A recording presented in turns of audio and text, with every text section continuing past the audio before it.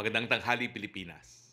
Humarap po si Presidente Rodrigo Roque Duterte sa taong bayan para sa kanyang regular Talk to the People address. Ipinaliwanag ng Pangulo ang nangyaring procurement noong mga unang buwan ng pandemya, and I quote, "When the pandemic started, we had nothing. We had no face masks, personal protective equipment, and testing kits. Nothing. And the same people criticizing today are the same people telling us last year that we were too slow and were not prepared."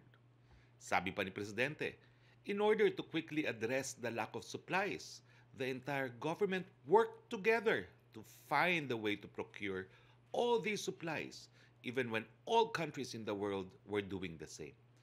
The emergency procurement process needed to be resorted to get what we needed quickly because people were dying. Ganun po yun. It was for the protection of the people. Dagdag pa ng Pangulo, and I quote, "The IATF and the NTF proposed that other agencies assist the DOH in the procurement." Yun nga, OCD and DBM Procurement Service, bakit? Hindi nga nila kaya lahat. Hindi nila kaya ang magbili ng mask, pati itong equipment, sila pa ang maghahanap para rito. Wala silang manpower. They would need other departments and other agencies, organs of government to really function. Kung sabihin mo, ikaw lang ang departamento, you are not an island by yourself. Binigyan diin ni Presidente, and I quote, "The process of emergency procurement is consistent with our existing laws such as RA 9184 and other relevant procurement policy and other support of RA 11469 or Bayanihan to Heal as One Act." Ano bang nakasaad sa RA 11469 or Bayanihan 1? Basahin natin ang Section 4 on Authorized Powers.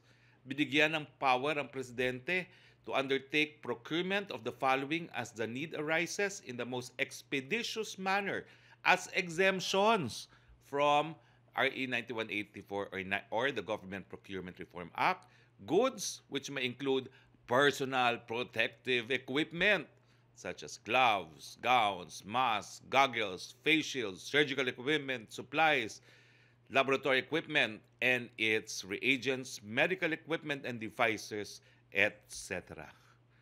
Ano naman ba yung nakasulat dun sa RA 9184? Well, nakasulat po doon na po pwedeng magkaroon ng emergency negotiated procurement. So kailan po yung emergency cases? In case of imminent danger to life or property during a state of calamity or when there is the essence arising from natural or man-made calamities.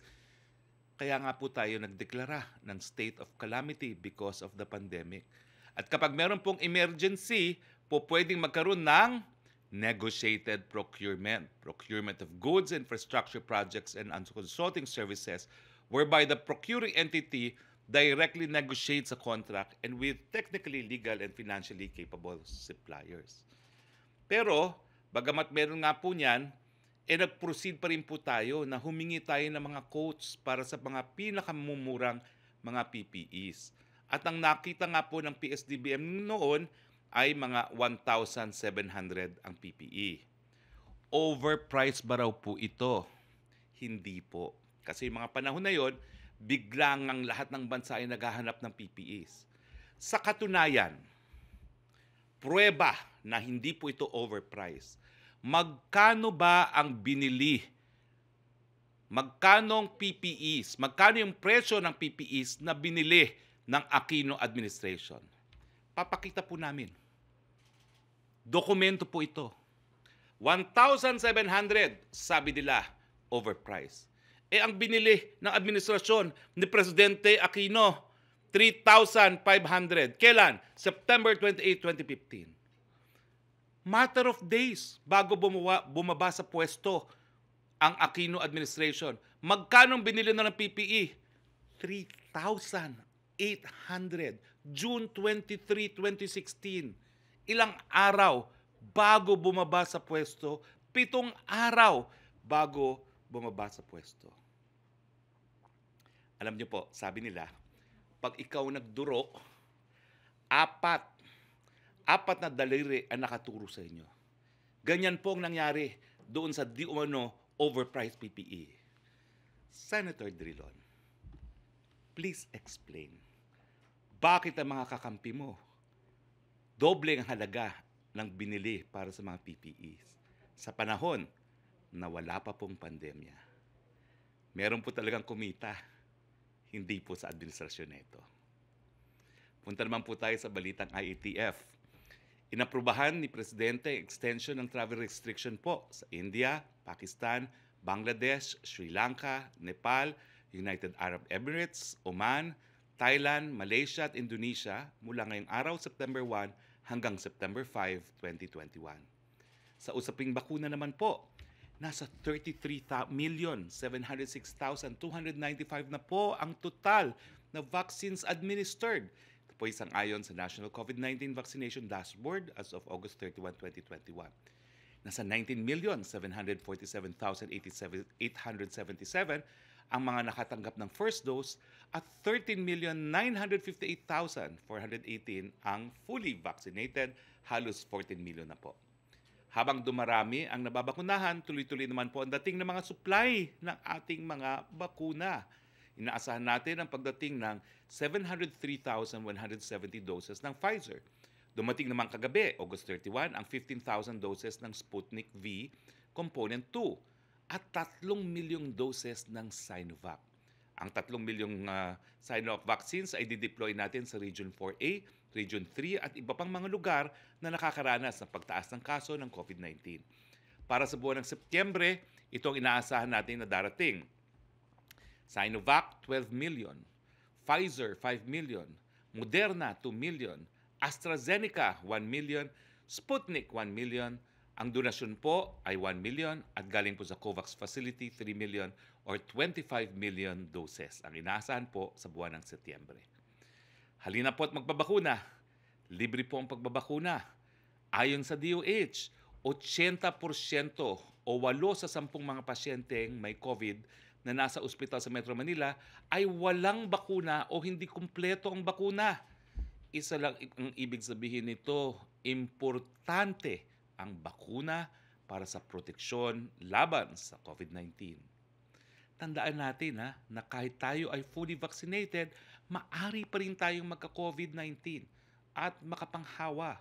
Kaya dapat pa rin ang mask, hugas, iwas at bakuna. Update naman po tayo sa COVID-19. Nasa 13,827 na po ang mga bagong kaso ayon sa August 31, 2021 datos ng DOH. Mataas pa rin po ang recovery rate na nasa 91%. Meron po tayong 1,810,847 na ang mga gumaling.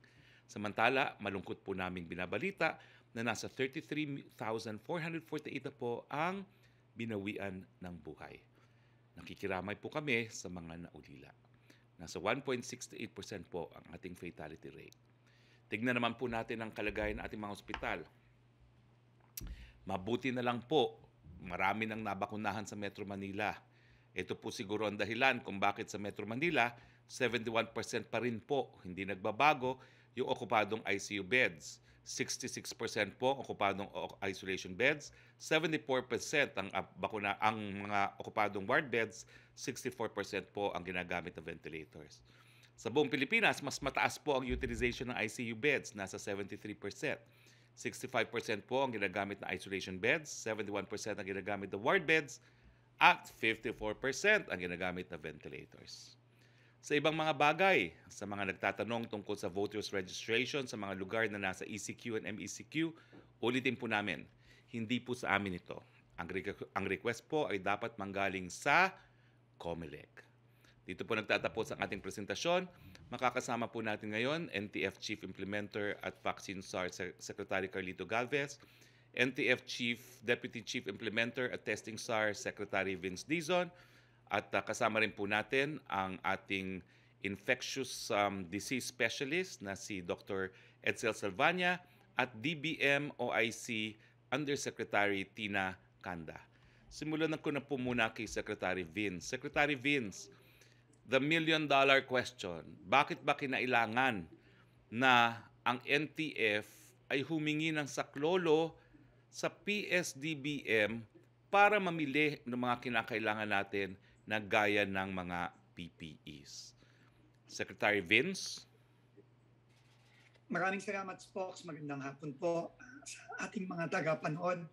Unang-una po, siguro, Spokes, kung mamarapatin mo, dapat balikan po natin yung sitwasyon nung Pebrero at Marso nung 2020. Alam niyo po, nung Pebrero, alagang-alaga ko pa po dahil ang unang-unang naging malaking problema at hamon po ng ating gobyerno ay kung paano po natin i-repatriate yung mga Pilipino po na manggagaling ng Wuhan at China, nung unang sumabog ang COVID-19 sa China.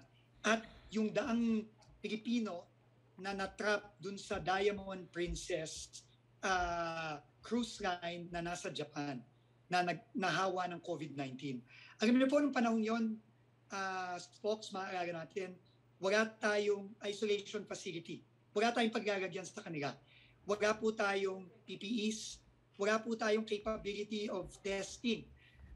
Alam niyo po, naalala ko pa po nung panahon na yon, para lang po mag-test tayo ng COVID-19, pinapadala pa po natin ang ating mga specimen all the way sa Australia kasi po hindi kakayanin ng RTVM ang dami ng mga kailangang i-test.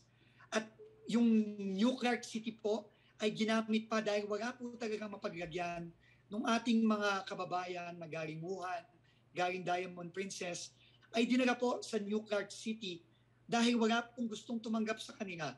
Wala pong gustong dahil po takot at hindi po natin alam kung anong nangyayari sa atin dito sa napakabigat na hamon na hinaharap natin. Alam nyo, Spokes, madaling makalimutan yung mga panahon na yon, pero alagang-alaga pa po namin ni Secretary Galvez, ni Secretary Duque, ni Secretary Lorenzana yon. Dahil po ang marching orders po ng ating mahal na Pangulo is kailangan bilisan po ang response. Kailangan pong bilisan dahil ang mga kababayan po natin ay nagkakasakit at namamatay. Dahil hindi na po tayo pwede maghintay, At hirap na hirap po tayo. Kaya po ang marching order ng ating Pangulo noon ay whole of government approach. Kailangan po magtulong-tulong ang lahat ng ahensya ng pamahalaan para bilisan ang pagbili ng mga mask, PPEs, testing kits, pagpapagawa ng mga isolation facilities at lahat po ng kinakailangan para sa pandemic response. Kaya po, yun po ang naging desisyon ng NTF na lahat po ng ahensya na pwedeng makatulong tulad ng OCD, tulad ng DBMPS, ay kailangan tumulong na at tulungan ng ating DOH dahil hirap na po ang ating DOH noon. Naalala ko pa po, lumapit po si Sec Duque sa amin para po tumingi ng tulong para i-house yung mga darating galing Wuhan, yung mga darating galing Diamond Princess. Hindi po makahanap ng lugar para sa kanila. Ang mga ospital po natin, a few weeks later, halos pupuno na dahil nagkaroon na ng local transmission ng COVID-19. Naalala ko po yung mga dami ng mga namamatay sa East Avenue Medical Center. Kinailangan po nating kumuha ng mga reefer vans, magrenta ng mga reefer vans, na kailangan para tulungan ang ating mga ospital. And siguro po si Secretary Galvez can talk more about it. Pero yung ating pong mga ospital, kung maalala po natin, wala pong makuwang mga PPEs noon. So yun po, Spokes, kailangan po talaga maalala natin at mabalikan natin yung dinaanan nating napakahirap na panahon nung February, March nung 2020. At ang marching order po, ulitin ko, ng ating Pangulo, whole of government approach, magtulong-tulong po ang lahat, pati po ang private sector, tinap po natin para pong mabilis na mabili at ma-source itong mga much needed na supplies at equipment na kinakailangan natin sa pandemic response. Maraming salamat, Secretary Vince. Secretary Galvez, bilang Chief Implementer po, pwede nyo ba hong susugan yung mga nabanggit ni Secretary Vince Dizon? Gaano pong kahalaga na ang PSDBM po ay natalaga para mag-bid out ng mga pangangailangan laban sa COVID-19? Unang-una sa lahat, nakikiramay po ako sa pamilya po ni Mr. Carmelo Melo Acuña, na miss natin siya kasi spokes na pagka nagkakaroon tayo ng Zoom, kasama siya dito sa ating Zoom at kami po nakikiramay kay Sir Melo Acuña and we missed you. Yung ano po, yung sa context po ng ano, dapat tama nga po yung sinabi niyo po, Sir Spokes at saka Sec Beans, na dapat makita po natin ng context. Anong araw po na yun, natinlaga po ako na chief implementer. Isa po sa binigay po na sa akin ng ating mahal na presidente is umanap tayo ng PPE. So yung whole of nation approach, inan namin po yun kasi sinama po namin ng mga private sector, sinama po namin ng lahat ng mga ospital. And then talagang ano po, in-evaluate po namin. Ako mismo po akong gumawa ng tinatawag naming logistic evaluation ng DOH. At nakita namin nung nagkaroon kami tinatawag na logistics assessment sa capability ng DOH, nakita namin talagang kailangan tulungan ng DOH. Kasi nung pumunta nga po kami kay Yusek Tong An doon mismo sa DOH, takot kami pumunta sa DOH kasi almost half of the DOH family has been infected those times. And then tinignan din po namin ang RTVM, yung capability to procure at saka yung logistics na system ng cluster ng DOH. Nakita namin talaga na kulang. So humingi kami ng tulong kay Secretary Lorenzana na kung pwede yung warehouse ng DOH mailagay dun sa OCD at matulungan din po ng OCD at ng PSDBM ang pag-procure kasi yung procurement po ng DOH is limited lang sa mga pangangailangan na sa araw-araw. Ito yung nakita namin na napakalaki ng magnitude eh. Actually, spokes, tumulong pa nga si Senator Pia Cayetano sa amin kasi meron siyang expert about use of PPE. Kinompute nila yung buong hospital ng buong Pilipinas. Nung una, ang aming estimate is only 3 million. Sabi ni Ma'am Pia, Charlie, you have to look at the possibly na 16 million kasi meron siya computation per day na consumption. And we saw the merit na present ni Senator Pia. We really thank her. Kasi naging perspective namin, naging malawak yung perspective namin. So, kaya lumaki yung requirement ng PPE. Na yung PPE namin requirement previously is only 3 million. Lumaki yung 16 million kasi yung mga PPE po ng mga private sector, ng mga private hospitals, kailangan din namin i-cater kasi wala rin po talaga sila mabili. Spokes, tama po kayo na yung price po na 117, napakababa po noon dahil kasi yung mga private hospitals at mga public hospitals gusto po sumama sa amin na mag-bidding doon sa PSDBM. Dahil kasi nakita niya, sabi nila napakataas noon namin. Yung ibang mga hospital, kinukuha nila 2.5. So nung panahon yun, sabi nga namin, huwag na kayo mag-alala kasi meron na kaming bibilhin. So kami na bibili ng lahat ng mga ng mga gabinan niyo kasi yun naman po ang utos ng ating mahal na presidente na na bigyan ang lahat ng mga ospital ng PPE. So I can assure you yung PPE talaga yun yung ginamit natin. Yun ay ginamit natin, binigay namin sa PGH. Tuwang-tuwa ang mga taga-PGH spokes kasi nakita na first time na makasuot ng ganon na merong heat shield at saka talaga pong protected sila. Nung nagamit po ng mga hospital po yung PPE po na yon na coming from China, ay talaga pong natuwa po sila dahil kasi lumiit po ang kanilang casualty ratio. And at the same time, humingi po kami ng tulong sa mga diplomatic corps nung time na yon na kung saan po talaga makakuha tayo. Talagang makakakuha lang po tayo doon sa China kasi yung China po ang nagbigay sa atin ng isang airplane na PPE at nakita namin ng quality maganda at napatulong po kami kay Ambassador Wang Silian para makonect po doon sa kanilang mga sources. Yun po ang totoo na talagang panahon na yon, kung kukuha tayo ng 3 million na PPE in a specific time period na only 1 month to 1 week, kailangan na handyan na, yun lang talagang supplier na yun ang nag-qualify. At nakita namin, spokes talaga na yung price talaga is very decent ang price kasi 8 sets po yun, talagang medical grade at yun po ay talagang nakakatulong para at least hindi po ma-infect ang ating ma-compromise ang security ng ating mga healthcare workers. Yun lang po, spokes. Salamat, Secretary Galvez. Puntahan naman po natin si Undersecretary Kanda. Ma'am, kakaiba ba ho talaga ito na yung ibang mga departamento ay binibigay sa PSDBM ang pagbibid na mga bagay-bagay na kinakailangan, una, at pangalawa, ano ba ho talaga yung mga binibili ng PSDBM para sa iba't ibang mga departamento? Yusek Kanda, please. Opo. Ang PSDBM, ito ang kumbaga expertise, no? Kaya nung panahon na yon na naghahanap ang DOH kasi ang dami na nilang inaasikaso during the pandemic, itinransfer nila yung pondo sa PS dahil ang PS ang may kakayahan na i-bid out itong mga items na ito, no? So, DOH lang ba ito? Hindi. Ang rationale kasi ng PS yung mga common use supplies and equipment, diyan talaga binibili ng mga ahensya.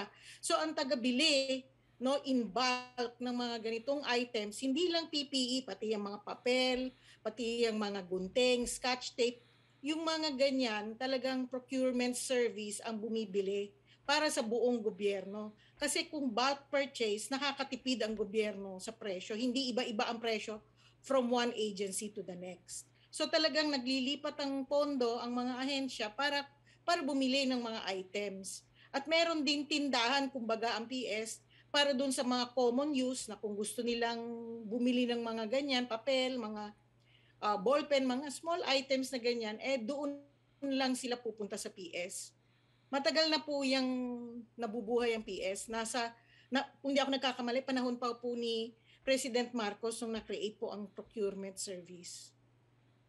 Okay, maraming salamat, Yuse Kanda. And finally, si Dr. Silvania. Kayo ba ho'y nagugulat sa mga matataas na numero na nakikita ngayon na kaso ng COVID-19? Dr. Silvania. Yes, magandang hapon, Spokes. Magandang hapon sa lahat.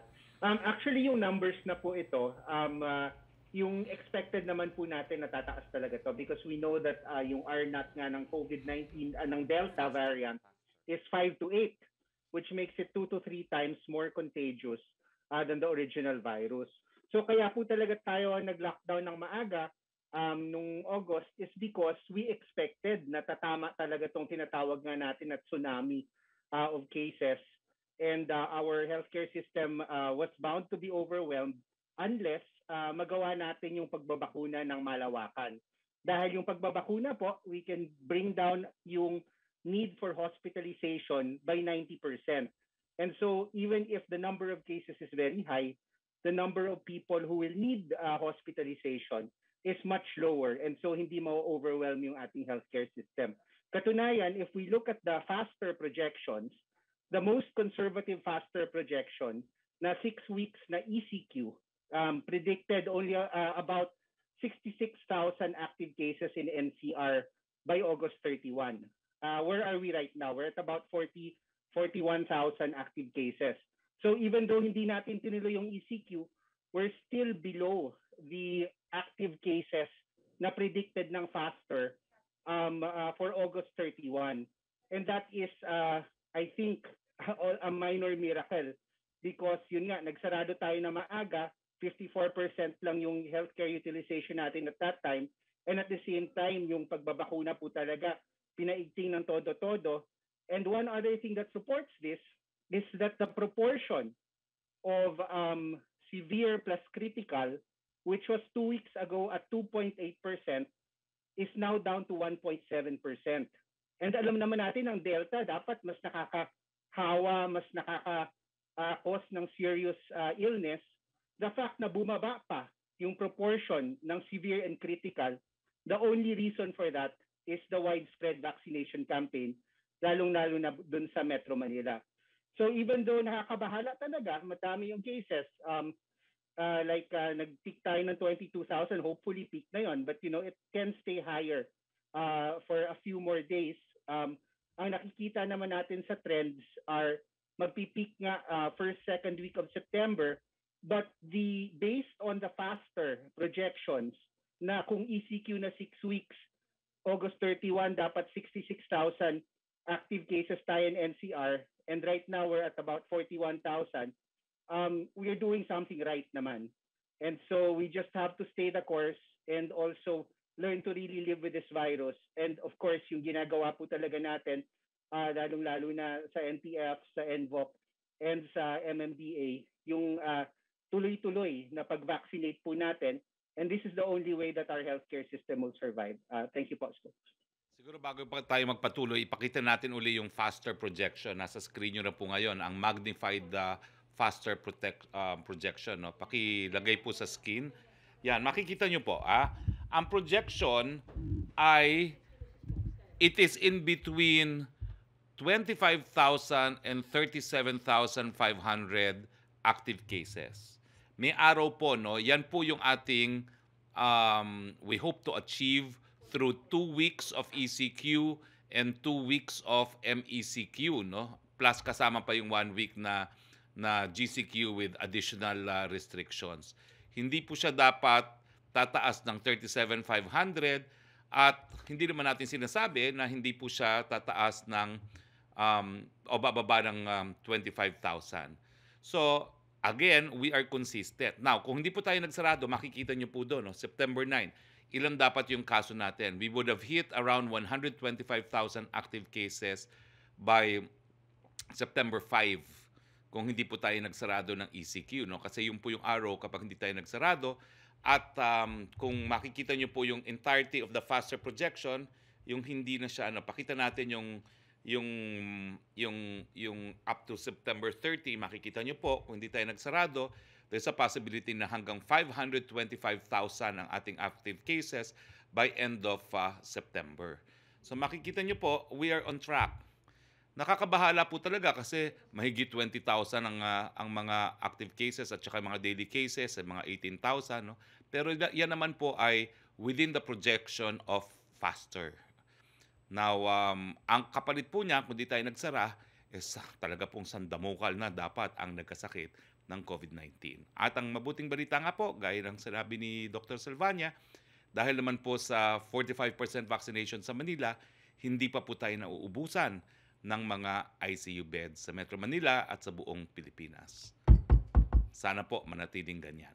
Okay, punta na po tayo sa ating open forum. Yusek Roque.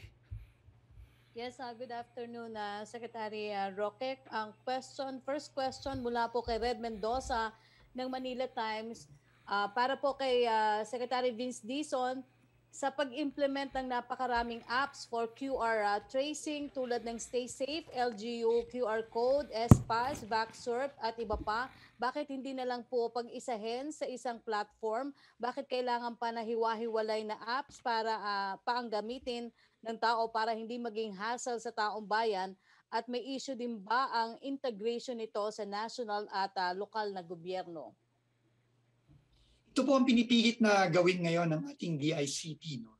In fact, sa mga susunod na araw, yung ating vaccination certificate ay papilot test natin sa National Capital Region.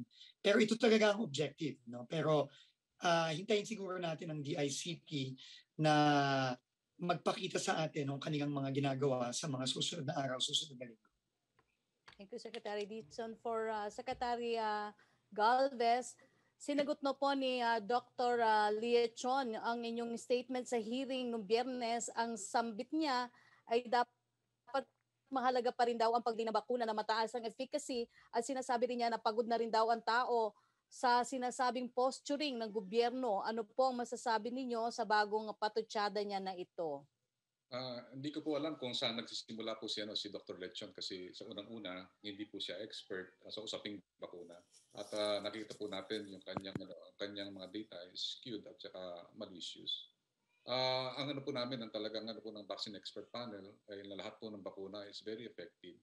At nakikita po natin pwede pong susugan po yan ni Dr. Salvania na talagang lahat po ng based dun sa mga report ng ating mga ospital at saka yung mga current real-world study natin na talagang lahat po ng vaccine na nabili po natin is very effective. Unang-una, dapat malaman nyo rin po na si Dr. Liachon ay dating NTF advisor. Yung word na posturing, I believe sa kanya yun kasi talagang nagpo-posture siya para mag-secretary siya ng DOH. Kasi nung nasa NTF siya, lagi niya sinisiraan si Secretary Roque at saka kung ano ginagawa ng DOH. Nung malaman ko na yung posturing niya pala noon, na gusto niya mag-secretary ng DOH, talaga tinanggal namin siya. Yun ang namin, kaya dapat yung mga tao, tingnan natin po kung saan nanggagaling ang context ng kanyang pagsasabi na nagpo-posturing ang government ay palagay ko po baka sa kanya po siya siya po nagpo-posturing kasi nakita ko po yung po ni Lechon, nakasama ko siya na almost 3 months. Nakita ko talaga yung kanyang mga sinasabi, minsan may mga scheme na hindi namin kaya sinasabi ko nga po dati na parang po siya parang may sariling mundo. Kaya po tinanggal po namin siya sa NTF. So maybe yung usapin po ng tawag nating efficacy, si Dr. Salvania po makapagsabi niya. Siya po ang expert. Spokes, pwede akong magdagdag? Yes, please, go ahead. Una, maikligan po ito, no? Yung gusto ko lang pong susugan yung sinasabi ni Sec. Chargy, no? Unang-una po, hindi po posturing ang 33.7 million doses administered. Yan po ay katotohanan. 33.7 million, 13.7 million doses sa loob lamang ng buwan ng Agosto ang na-administer po ng pamahalaan sa tulong ng ating mga local government units at ng private sector. Hindi po posturing ang halos 14 million Filipinos na fully vaccinated. Yan po ay factual, yan po ay totoo. So hindi ko po alam, gaya ng sinabi ni Secretary Galvez, kung ano ang sinasabi ni Dr. Liachon na posturing. Wala pong posturing dyan. Yan lang po ay numero, katotohanan, yan na po ang ating dami ng nabakuna. Ngayon po, dun po sa sinasabi niya na mas maganda po na yung mga vaccine na mas mataas ang efficacy. Ang paulit-ulit po sinasabi ng ating mga eksperto, ang best vaccine ay ang vaccine na available. Ang best vaccine ay ang vaccine na nakaturok na sa ating mga braso. Ngayon po, kung assuming po si Secretary Galvez ay hindi po umorder ng iba't ibang mga bakuna sa ating current portfolio, tulad ng Sinovac at iba pang mga bakuna, tingin niyo po ba aabot po tayo ng 33.7 million doses administered? Tingin niyo po ba aabot po tayo ng 14 million fully vaccinated Filipinos ngayon, given na yung supply ng mga Western vaccines ay napakahirap makuha? Yun po ang tanong natin kay Dr. Liachon. Kung siya po siguro ang nagdesisyon, baka po ang nabakunahan natin ay 1/4 pa lang ng mga numero natin ngayon. Ano po ang mas maganda at ano po ang mas masama? Yun po ang tanong natin sa kanya. Wala pong posturing dyan, folks. At siguro, Maraming salamat po. idadagdag ko na rin, no, Yusek Roque, na kahit anong bakuna po ang itinurok, nagpapakita po, lahat po yan ay nagsasalba ng buhay dahil lahat po sila ay talagang nagpiprevent ng seryosong kaso ng COVID at syempre po nagpiprevent ng pagkamatay. Kahit ano pa pong bakuna yan. Fox, pwedeng dagdagan ko lang yung latest efficacy data, lalong-lalo na po sa Sinovac. Go ahead, Dr. Salvania, dahil kayo po ang tunay na expert.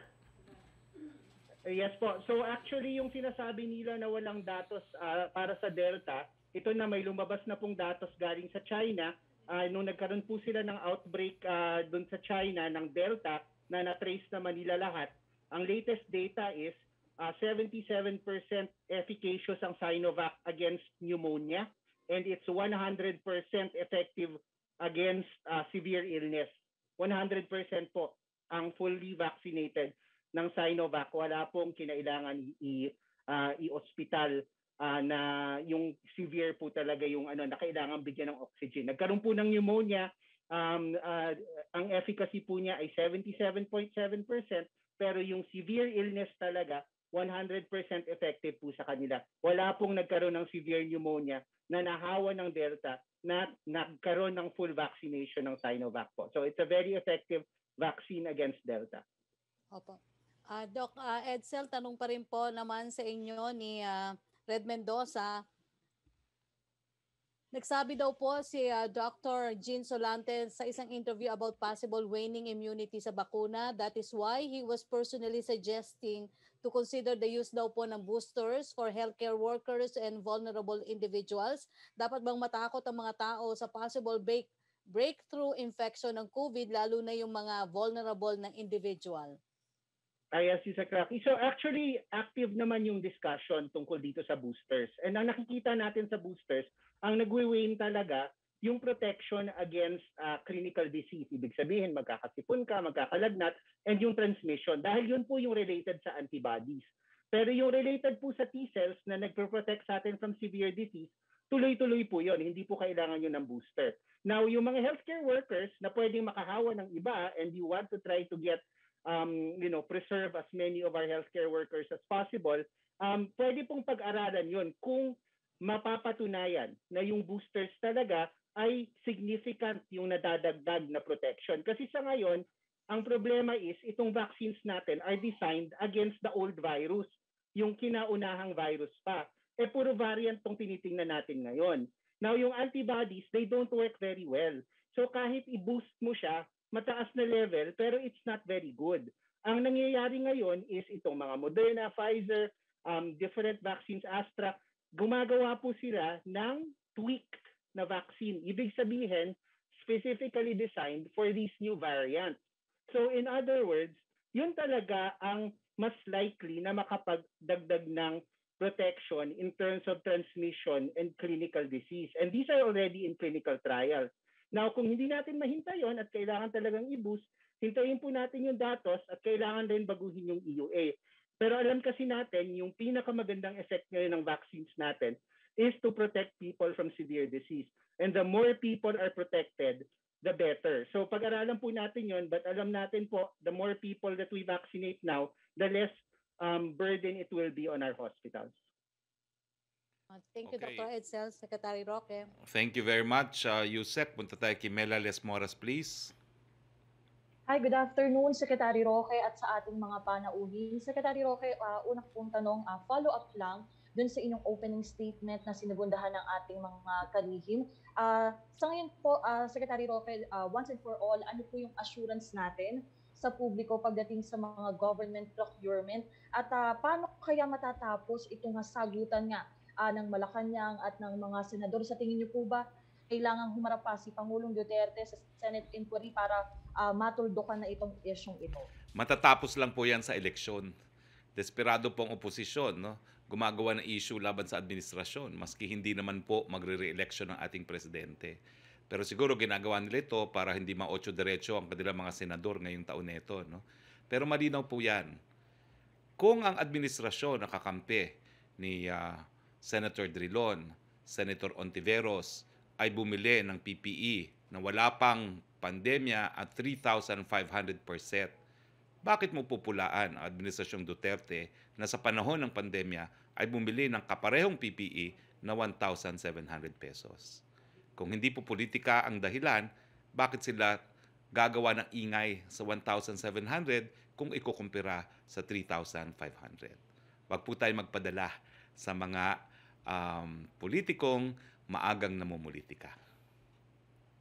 Opo. And for you, Secretary Roque, and Secretary Galvez can also answer. Kasi ngayon, alam naman natin, months na sa Malacañang IATF at sa NTF side, paano po kaya natin mapaiigting yung ating COVID-19 response para matiyak yung ating pagkamit ng better Christmas? Well, talaga ang estratehiya po natin dyan, mas papaintingin natin yung PDITR. Kinakailangan po talaga mabawasan yung panahon na matapos madiskubre na merong COVID ang isang tao, dapat siya ay ma-isolate kaagad. At yan po talaga ay dapat paintingin. Kinakailangan paintingin din natin yung ating contact tracing, pataasin natin yung mga numero na pinagsasabihan natin na dapat sila mag-quarantine. At syempre po, dapat mapabilis pa ang pagbabakuna. Bagamat nakikita naman ninyo, no, na talagang medyo mataas na po ngayon ang supply ng ating mga bakuna, at ngayong nasa 45% na nga po ang bakuna sa Metro Manila, ay bubuhos na po natin yung ating mga dumarating na bakuna sa mga karating lugar na magkaroon po tayo ng population protection sa Metro Manila Plus, no? At eventually sa buong bansa. Ewan ko po kung mayroon pang idadagdag sila, Sec. Galvez.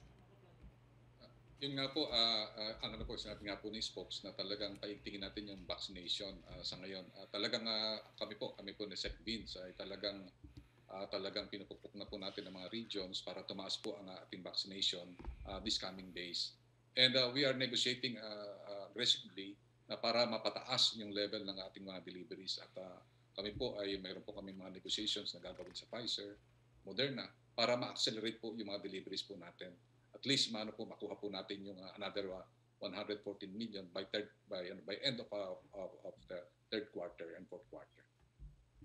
Opo. And for my final question, Secretary Roque, maybe DBMOIC Kanda can also add about this po. Patanong lang ni Karen Villanda of PTV, nagsagawa po ng protesta ang mga healthcare workers ngayong araw para ipanawagan ang pagbibitiw ni Health Secretary Francisco Duque III. Gayon din ang pagtanggap pa rin nila ng mga benepisyo pa na kailangan nilang matanggap. Ano pong reaksyon dito ng palasyo? And just to be clear, may paliwanag, pwede po bang maipaliwanag pa rin ng DBM yung about dito sa benefits for healthcare workers?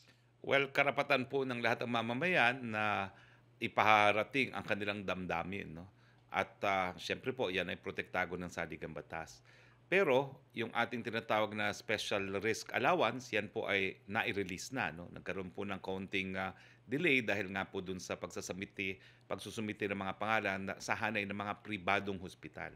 Kasi yung special risk allowance ay binigay po ng Kongreso sa lahat ng health workers, hindi lang po sa panggobyernong mga health workers, no? Yung iba pang mga benepisyo naman po na nakasaad sa batas, lahat po yan ay ibibigay, no? Pero ang issue rin po is sa natin kukunin, no?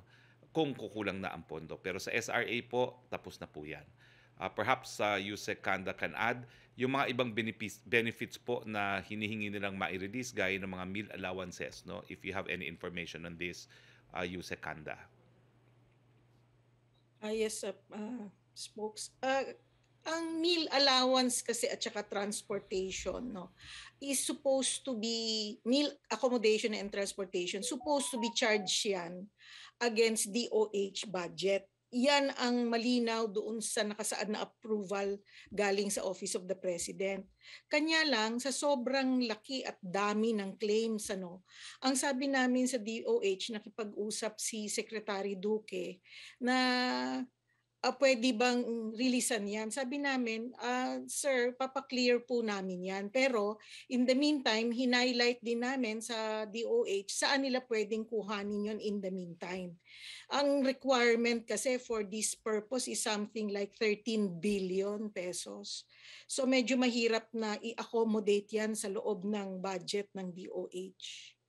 So, yun ang aming pero tama si Spokes na yung SRA, no, so far naibigay na at na-distribute na sa mga ospital. Yung actual grant na lang siguro doon sa mga taong entitled, yun ang entitled dito sa allowance na to, yun yung hindi pa nagagawa. Okay, maraming salamat po Secretary Roque at sa ating mga guests. Maraming salamat, Mela. Punta tayo ulit kay Yusek Roque, please.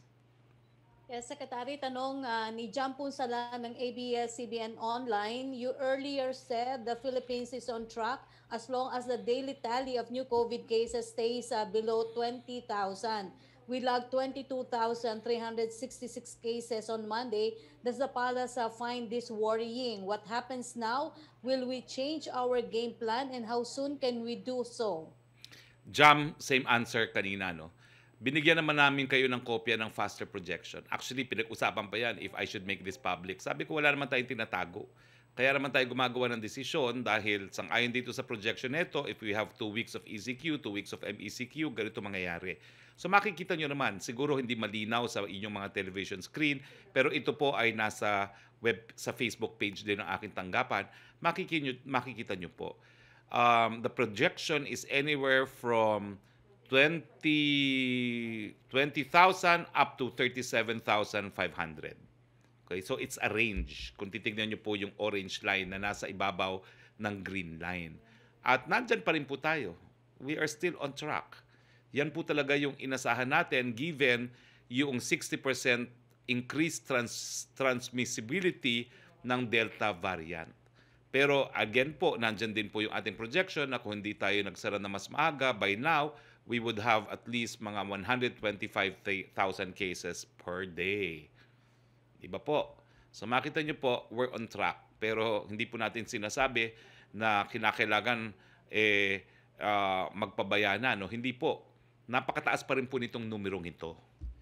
At hindi pa rin sapat yung mga nababakunahan natin mga kababayan. So kinakailangan mask, hugas, iwas at bakuna pa rin. Second question po niya, a group of health workers say that if President Duterte was able to raise daw po the salary of policemen, maybe he could exercise the same political will to double the salary of medical frontliners. Is this possible before the President steps down? Jam, nagawa na yun. Na-implement na po ng Presidente yung decision ng ang nurse decision na itinaas po ang salary standardization scale ng mga starting nurses, no? Nagawa na po niya.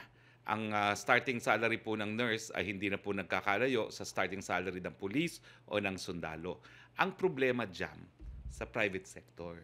Kasi malaki yung diferensya ng sweldo ng gobyerno na nakabase sa salary standardization at saka doon sa mga pribadong hospital. Alam mo, pinag-aisipan ko yan bilang abogado at dating mambabatas, hindi naman kasi po pwedeng mag-provide ng, well, hindi ko po alam kung hindi po pwede, pero ito po yung dapat pag-aralan nga ng ating mga kongresista at senador kung po pwede magkaroon ng minimum wage para sa mga medical frontliners, no? Ang hirap po kasi dyan, meron tayong equal protection of the law, no? Na kapag tayo nag-minimum wage, dapat applicable lahat, hindi lamang sa frontliners. Hindi ko po alam if it can be justified na magkakaroon ng minimum wage for medical frontliners because it is based on genuine distinction. So that's an open question po para dun sa mga nag-iisip na magpasa ng minimum wage para sa lahat ng medical frontliners. Pero sa ngayon po, nagawa na po yan ni Presidente. Na-implement na po yung ang NARS decision. Opo. Third question mula kay Chris Jose ng Remate Online para po kay Doc Salvania. Patuloy na sumisirit ang bilang ng mga nadidetect na may COVID-19 Delta variant sa bansa. Bukod dito, nakapagtala rin ng DOH ng mga kaso ng Alpha variant, Beta at Theta variant. Dapat po bang maalarma ang publiko sa ulat na ito para sa kaalaman ng publiko ano na po ang pagkakaiba ng mga bawat isa? Right. So yung Delta actually, we really expected it to take over. Kasi sa US, ang bilis talaga ng takeover niyan eh. 10%, after 2 weeks, 50%, after 2 weeks, 90%. Yung sa atin actually mabagal na. So yung ginawa nating border control, gumana po talaga yon. It really extended the time and nakapagbakuna tayo. As I said, it's really our only hope eh. Kasi nakita naman natin yung nangyari sa India, nangyari sa Indonesia. Tatamaan ka talaga ng maraming cases.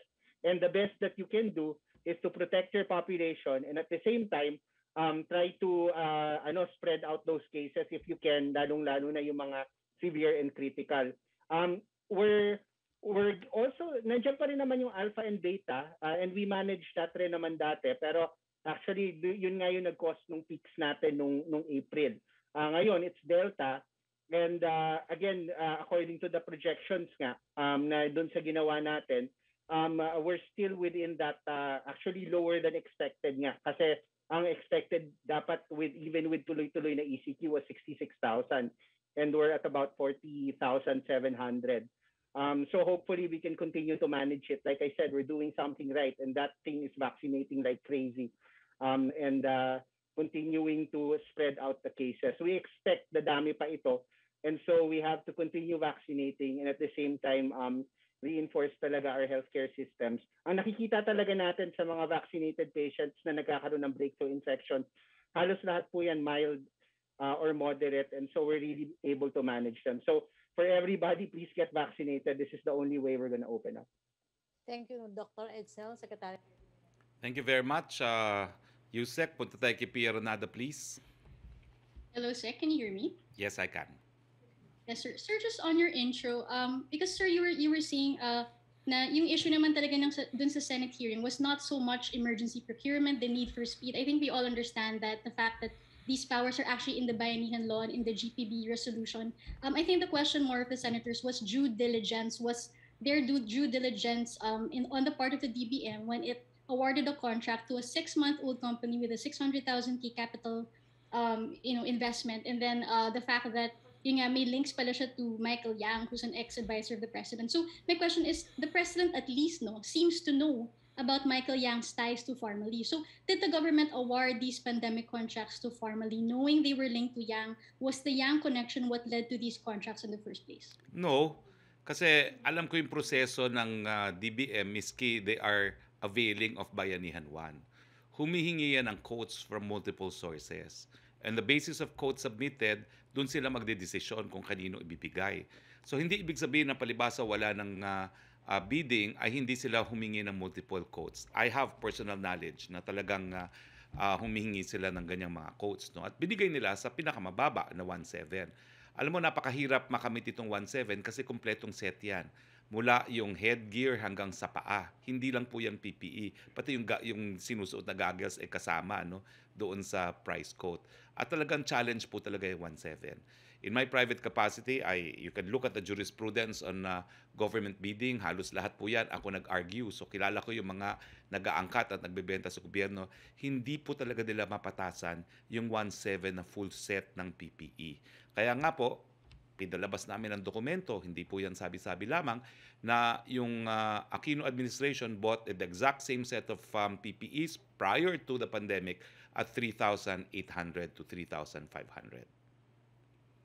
Can you just explain what exactly is Michael Yang's role in all this? Because yesterday the president described him as pagador, which I researched it from some Davaoeños, and they said that pagador means paymaster, someone who distributes salaries and payments. So that's how he described Michael Yang. So it seems, from a normal viewer, diba, parang money is involved in his role, and then he got these pandemic contracts. How can you assure Filipinos that yun nga, walang influence si Michael Yang on these contracts, these billions worth of contracts?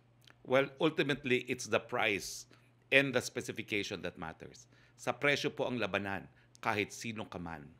Unfortunately, wala pong ibang kumpanya na makakabigay ng 1.7. And again, I will repeat, one company that I've represented in the Supreme Court, and it's in the SCRA, no, wanted to join pero talagang suko sila dahil hindi nila makuha yung 1,700. Wala pong kinalaman ang mga personalidad. Ang tinignan, presyo at saka yung kwalidad. Sir Spokes, mag-add ako, Sir Spokes. Kasi, yes, go ahead. You can add Sec Galvez. Yes, actually, Pia, nung time na yon, kami nag-uusap nila Lloyd at saka yung PSDBM at saka ng OCD. Kaya kasi ang namin, ang directive talaga ng Presidente, within 2 days or 3 days. Kaya nga, nabigla nga yung taga-PSDBM na within 2 days kailangan ma-produce na namin. So ang tanong namin kaagad kay Lloyd, sino ang pwedeng makapag-produce ng ganitong kalaki ng 3 million at a certain price na ganito? And then kailangan ma-deliver yan ngayon. Yun ang namin kay Lloyd nung sabi namin yon. Then sabi niya, Sir, titingnan ko. Then ngayon nung nagkakahirapan na kami, humingi kami ng tulong talaga kay Ambassador Wang Silian kung pwede kaming maituro ko saan merong manufacturer. Kasi nag-deliver ang China ng isang eroplano na PPE. Nag-usap kami doon noong panahon na yun, nag-usap kami doon sa NAIA kung paano kami makapag-produce ng ganung kadami. So kaya na-involve ang yung armed forces kasi 2 C-130 ang pinadala namin kaagad doon. At saka yung Navy na nandun sa exercise, pinadala namin doon sa China para makuha yung 600,000 kasi yung C-130, they can only carry more or less mga 16 to 20,000 lang . So meaning ang kailangan namin kasi noong that time is more or less at least 600 to 1 million kasi at a time. So yung yung involvement ng tinatawag natin ni Michael, I believe talagang ang namin, ang involvement lang namin doon is basically kami nila ni Yusek Lloyd at saka nung tinatawag nating TG Task Group Resource Management Cluster. Kami yung nagdi-dictate ng kung paano ipo-procure at makukuha yung mga PPE natin noong that time. So, kumbaga ang aming objective is to save lives, not to make money. Very callous yung na ganyan. Ang namin is to save our healthcare workers. 37 na ang namatay na doktor that time at saka nurses. Meron pang 10 na naka-intubate. And the hospitals are pleading to us. That's why we need that volume immediately.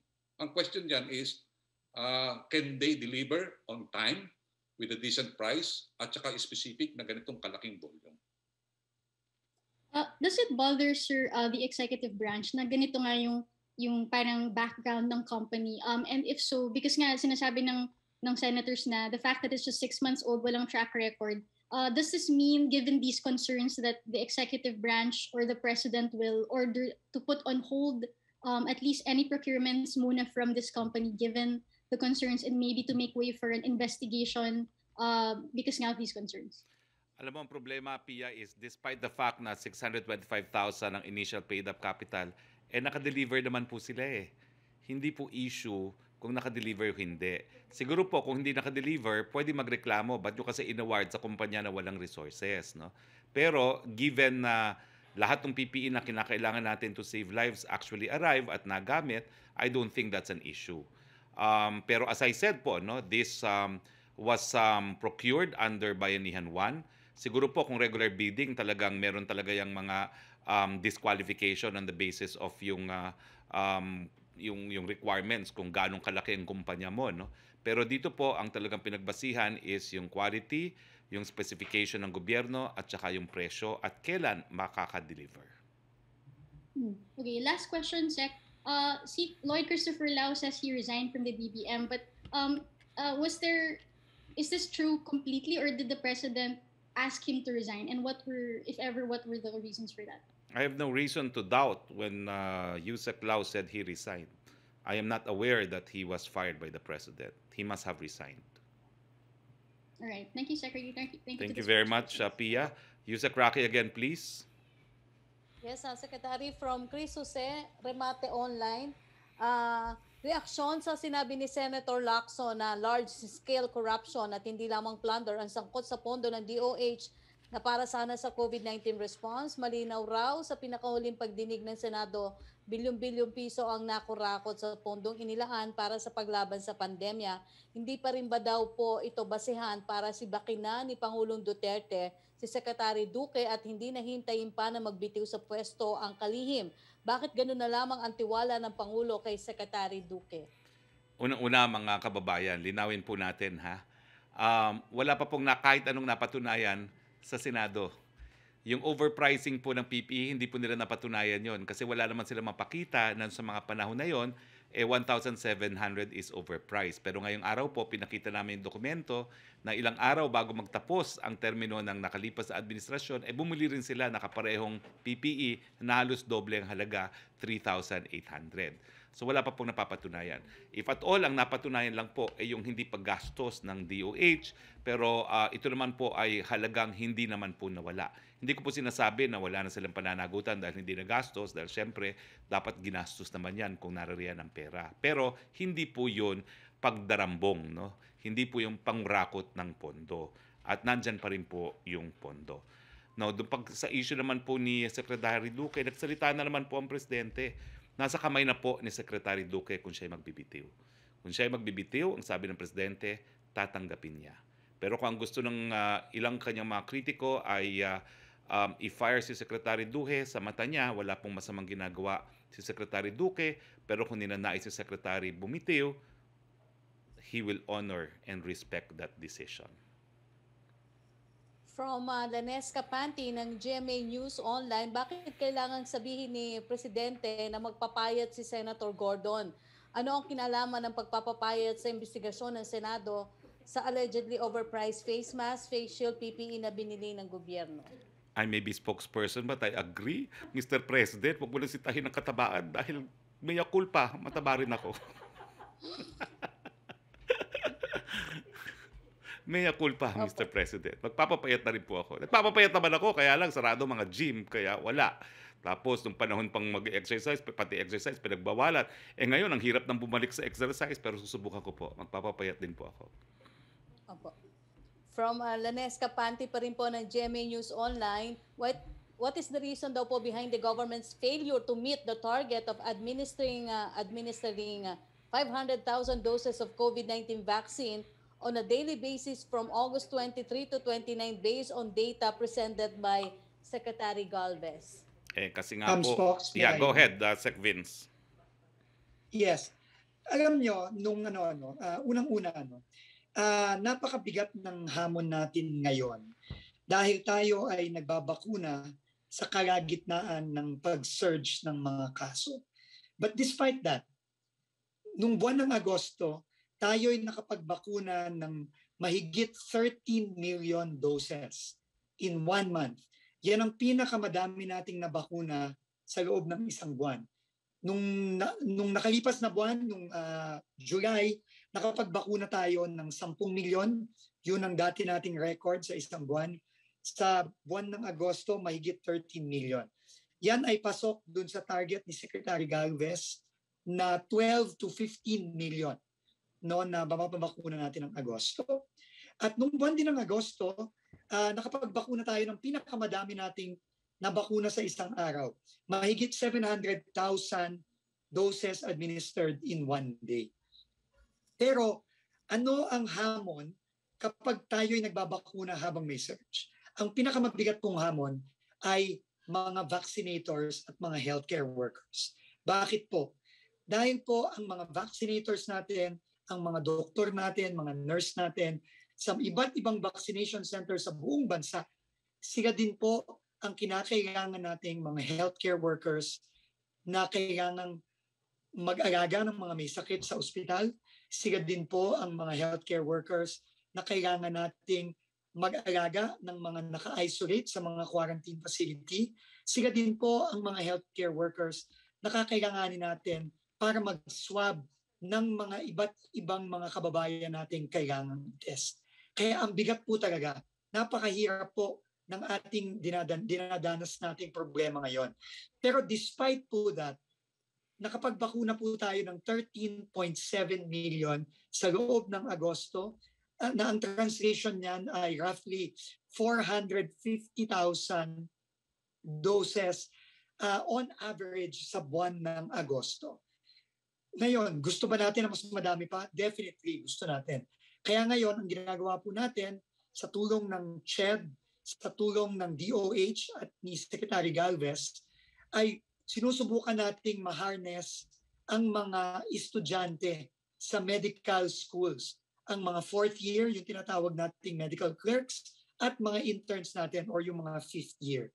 So, sa aking pagkakaalam, ay tapos na yung guidelines nito na ginawa ng CHED at ng DOH at minamadali na nating ma-approve yan para ma-mobilize na natin itong mga dagdag na estudyante sa medical schools para tumulong sa ating vaccination effort. Thank you, Secretary Dean. Secretary Roque. Yes, punta naman tayo kay Trish Tirado, please. Go ahead, Trish. Wala kang audio, Trish. Hi, Spokes. Can you hear me? Yes, go ahead now. Good afternoon po and to all our guests, sir. Sir, just to follow up din sa question ni Tia, no, I understand yung family was able to deliver, but how and why did the government trust this business or family despite being a new company? And yung tax expert nga po was a tax expert was actually wondering how they were able to secure an importation permit that fast for a new company. What mattered at that time was kung sino makakabigay ng pinakamura, pinaka-high quality at sa pinakamabilis na panahon ng mga PPEs. Hindi naman po ito regular procurement. Lahat po ng punto na rineraise ng inyong tax expert, applicable po yan sa regular procurement. Sa regular procurement nga po, 2 stages yan. Yung pre-qualification at yung bid itself. Yung pre-qualification, dapat lahat ng requirements, pati dun sa capitalization ng kumpanya, makamit bago mabuksan man lang yung financial proposal ng kumpanya o ng bidder. So this was under emergency bidding, under both the emergency bidding provision of the RA 9189 and Bayanihan 1.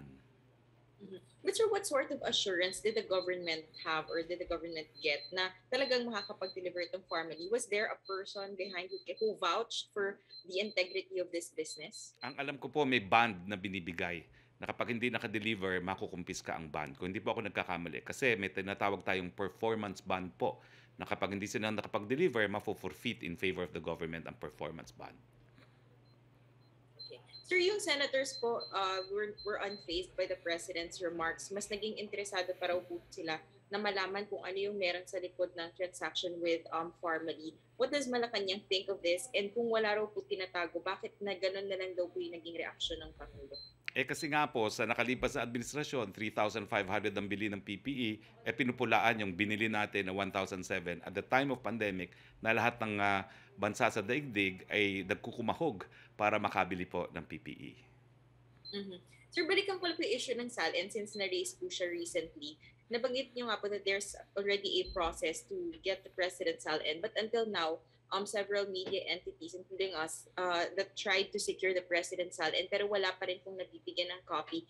Why not just release the copy of the President's SALN for the sake of transparency, kagaya po ng ginagawa na dati and with previous presidents and now with other government officials as well? Because there's new policy being implemented by the Ombudsman as a constitutional body, and we respect the prerogative of the Ombudsman in this regard. But can't the president just unilaterally decide, sir, na, oh, here's my SALN, so that no questions will be further asked? Well, he could, but he respects the ombudsman and he leaves it to the ombudsman. Okay. Sir, just a question po, please, for Secretary Dizon and Secretary Galvez. Pero parang na-exceed ka na ng mga questions Sure. mo. Oo, I think you've exceeded. Punta Right. na po tayo sa iba muna, no? Kasi it's 1:14. So thank you very much, Trish. Punta tayo ulit kay Yusek Roque, please.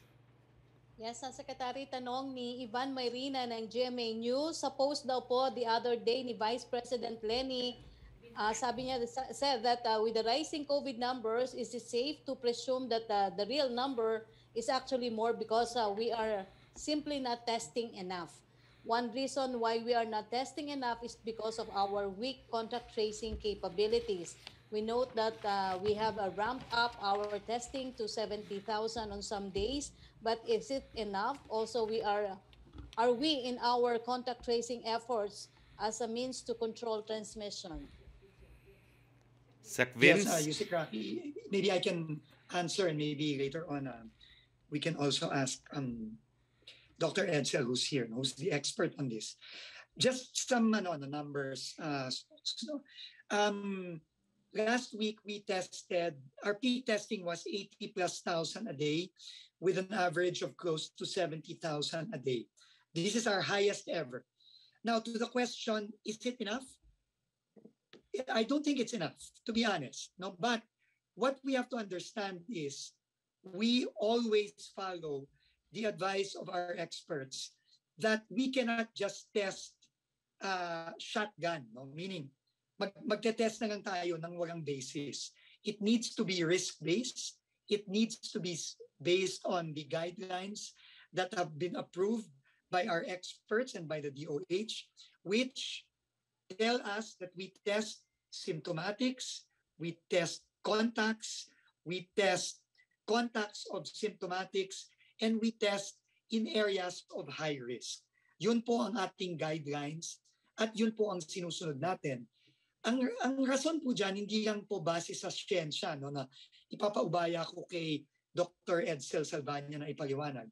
Pero yan din po ay isang practical na issue.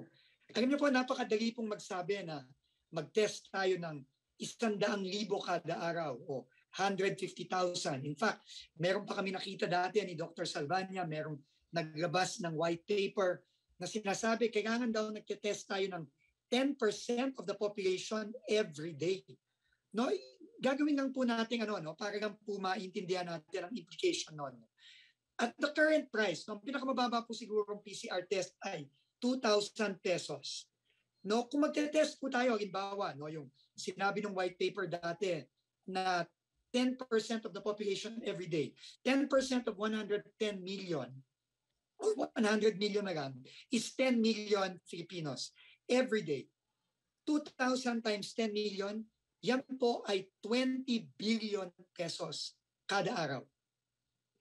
At this rate already, no, we are already spending 160 million a day, both from the pockets of our citizens who are paying for the test and also from PhilHealth, who is paying for the tests of those that are qualified to be tested. Napakalaking pondo po nito. No, hindi ko na po uulitin yung 20 billion a day, no? Kasi outrageous po talaga at wala tayong ganong pondo. So tingin ko po, bago po tayo maglabas ng mga statement na kailangan mag-test tayo ng napakalaki o ganito kalaki, siguro pag-isipan din natin yung practical at yung on-the-ground implications nito. No, dahil at the same time na kailangan tayo mag-test, kailangan tayo mag-contact trace, may gastos po yun. Kailangan tayo mag-isolate, may gastos po yun. Kailangan tayo magbakuna, may gastos po yan. So, tingin ko, napakadali po kasing magsalita at magsabi ng mga ganitong mga rekomendasyon. Pero siguro po, dapat pag-isipan din natin yung practical na pagsasagawa nitong mga rekomendasyon na to given lahat ng mga restrictions at constraints natin sa paglaban sa COVID-19. Salamat po. Okay. For Secretary Roque, What was the president's reaction to his ouster as party chairman by the Bacquiao-Pimentel faction of the PDP Laban? Wala po. Kasi sa pananaw ng presidente, nananatili po siyang chairman. Kinakailangan po talaga na madesisyonan nitong issue nito ng Korte Suprema at alam po yan ng presidente. Opo. Ang third question po niya, if it gets to the point that the Senate investigation on formalin and the allegedly overpriced medical supplies goes all the way up to the president, will he cooperate? Well, unang-una po, wala pong ebidensya ng overpricing. Kung meron po at meron talaga ebidensya ng korupsyon, hindi na po kinakailangan ng Senate investigation, sisibakin na po yan ng presidente. Opo. UPX... Pwede ko dagdagan yung sinabi ni UP experts daw po led by Dr. Jomar Rabahante project that cumulative cases may move past 3 million in October and may exceed 4 million by December 2021. What can the government say about these projections and how does impact our objectives for a happier Christmas? Of course, papabayaan ko pong si Dr. Salvania ay sumagot, pero sa ating panig po, unang-una, ang dapat po tinitignan yung active cases. Kasi miski meron tayong 4 million total cases, hindi naman po yan lahat sabay-sabay nagkakasakit. Halos lahat po ay nagre-recover din. So dapat tinitignan natin yung active cases at ilan sa mga active cases ang kritikal o kaya seryoso na nangangailangan ng paghuhospital. At yun po ang pinaghahandaan natin, no? Na meron tayong sapat na hospital beds para dun sa mga magkakasakit ng seryoso at kritikal. At sa ngayon po, totoo po, nasa critical na po ang ating ICU utilization, pero mababang critical pa po. No? 71 in Metro Manila, 73 nationwide. No?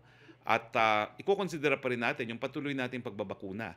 Dahil itong patuloy na pagbabakuna, ito po siguro ang dahilan, bagamat napakalaki na ng numero ng mga active cases, ay hindi pa rin po napupuno ang ating mga ospital dahil parang sipon po sa karamihan ng nabakunahan na ang tumatamang COVID-19. Pero Dr. Salvania, of course, as the real expert, can answer this question. Yes, sir. Go ahead. Yes, thank you, Spokes. Siguro before I answer that, I'll go back to what Secvid said about testing. Very important po na maintindihan natin na mas contagious at mas mataas ang viral load ng Delta. So mas malaki ang chance na magpa-positive po talaga yung test natin. So that's also part of the reason why tumataas yung positivity rate natin. And of course, mabilis ang pagkalat.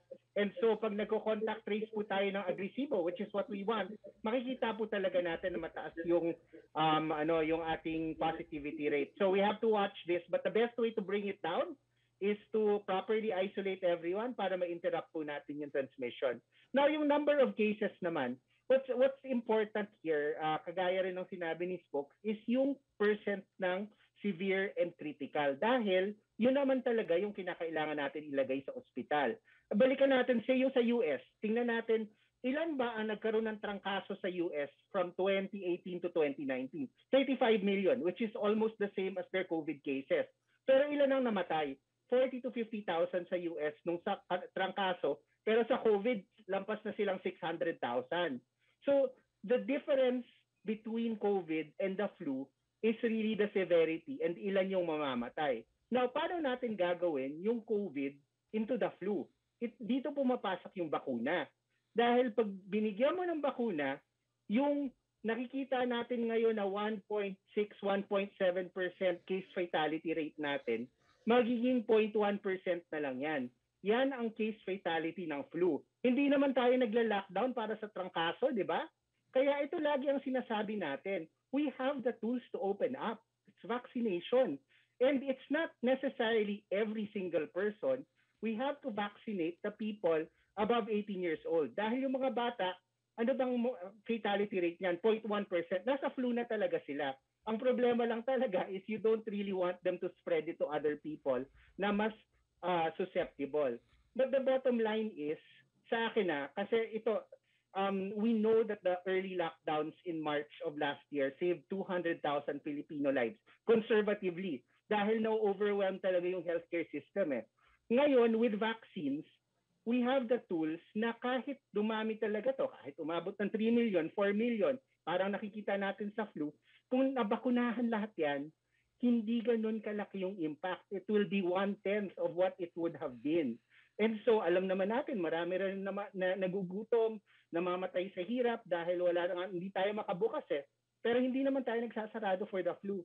So let's turn COVID into the flu. And the best way to do that is to vaccinate. And that's how we open up. Thank you, Dr. Solvana. Question from Pia Gutierrez ng ABS-CBN. What does President Duterte mean when he said government needs to recalibrate its response following the rise of COVID-19 cases to a record of 22,000? Will there be a new policies? Pinag-uusapan po ngayon yan sa IATF. Okay, so the time is 1:24 na po, no? So magpapasalamat na po kami sa ating mga naging panauhin. Maraming salamat po kay Secretary Galvez, kay Secretary Dizon, kay Yusek Kanda, at saka kay Dr. Edsel Salvania. Maraming salamat din sa iyo, Yusek Roque, at sa mga miyembro ng Malacañang Press Corps. Nasabi na po kanina ni Secretary Galvez na isa pong kasamahan natin ay pumanaw dahil po sa COVID. Melo Acuña, we already miss you. I miss your well thought of questions at saka syempre napakahirap ng mga tanongin mong sagutin. Pero sa ngayon po, meron po kaming kaunting alay para kay Melo Acuña. Panuurin po natin.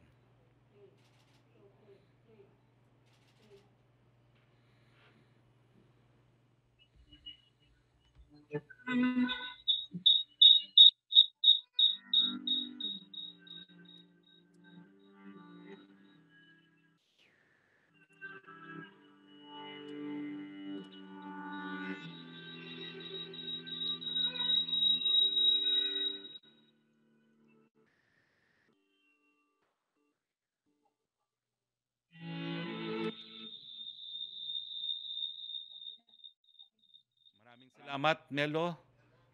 And we miss you very much. Magandang hapon, Pilipinas.